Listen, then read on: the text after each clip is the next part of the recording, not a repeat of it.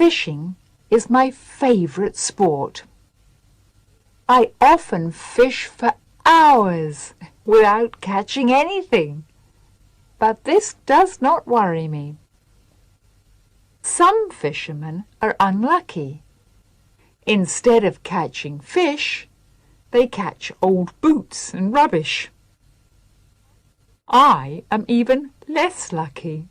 I never catch anything, not even old boots. After having spent whole mornings on the river, I always go home with an empty bag.